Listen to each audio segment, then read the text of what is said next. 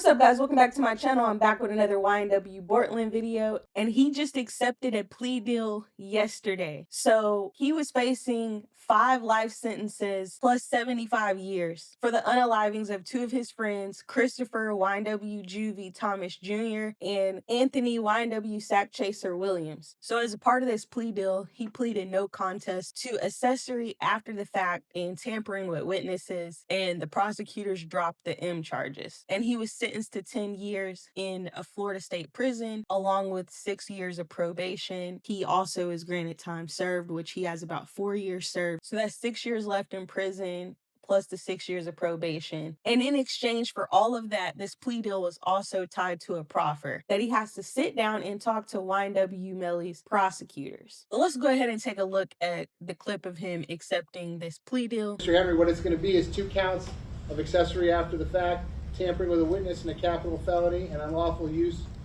of a two-way communication device. In exchange for that, I'm going to adjudicate you guilty on the 2 accessory counts as well as the tampering count. I'm going to sentence you to 10 years in Florida State Prison. That will be followed by 6 years of reporting probation. In the unlawful use of a two-way communication device, that's a 2nd-degree felony. The maximum exposure. It's a 3rd degree honor. It's the 2nd as charged, I believe. It's a 3rd except as it relates to a capital case, but I'm happy to look it up. Ours has the 3rd, that's what we discussed, so. Well, what did you want the negotiated sentence to be for that?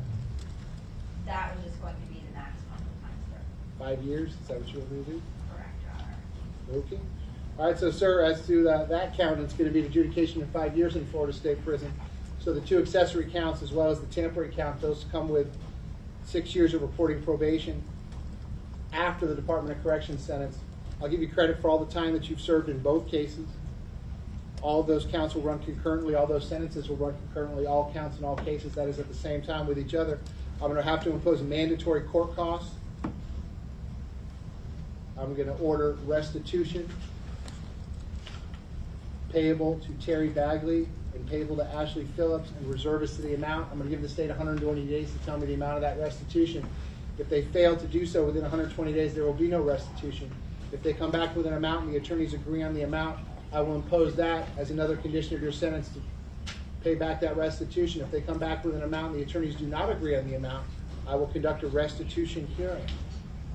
Sir, lastly, and I want to make it very clear on the record, and it's unrelated to this negotiated change of plea, I guess at some point after the fact, the state wants to take a proffer from you or have a discussion with you, ask you some questions about whatever that may be.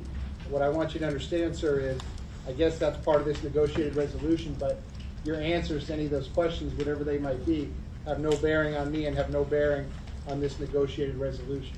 In other words, the deal you've negotiated is the deal you've negotiated, and that's the ballgame. Do you understand all that, sir? Have you had enough time to talk to your lawyers about all that?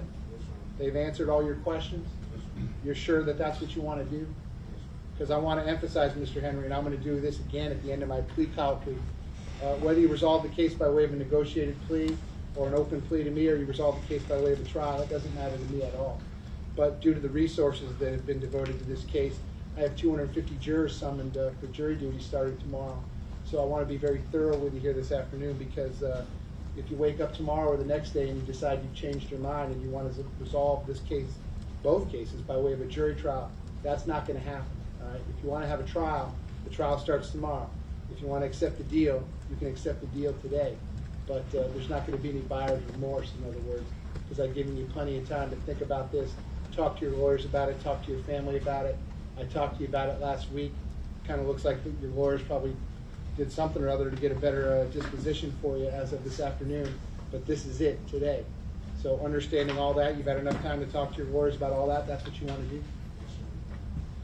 But like I said before, this plea deal was tied to a proffer that he has to sit down and talk to YNW Melly's prosecutors. And people are saying, oh, well, he's snitching. Obviously, he's telling. Obviously, he's agreeing to testify against YNW Melly. And his attorney, Fred Hadid, is claiming that he will not be a witness for YNW Melly and that the prosecutor's only going to ask him a couple questions. And then he doubled down by giving a statement to XXL magazine that said, I don't represent snitches. Cortland Henry is not not a snitch, and he will not be cooperating or testifying in Mellie's trial. Anyone who claims differently has not seen the plea deal and has no idea what they're talking about. So there you have it. His lawyer said he's not a snitch. He's not going to be testifying. I'm not buying that one bit. I think this has definitely sealed YNW Mellie's fate, but I want to know what you guys think in the comments down below. If you were him, would you have taken the deal? Let me know. Thank you so much for watching. If you want more videos like this, please subscribe. And if you like this video, please hit the like.